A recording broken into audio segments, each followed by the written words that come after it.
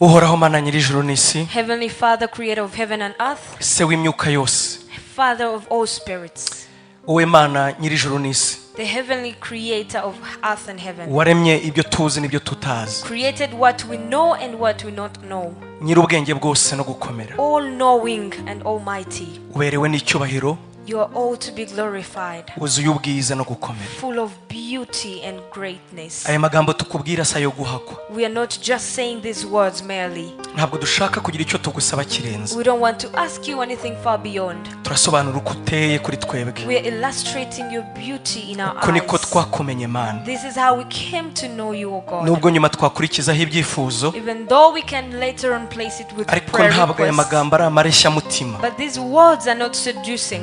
Uri Imana ikwiriye icyubahiro. You are a God that deserves all the glory. Ukwiriye gupfukamirwa. You deserve all the honor. Ukwiriye kubaho natwe. You deserve to be honored by us. Amashimwe yacu ni wowe abereye wenyine Our gusa. thanksgiving are only for you.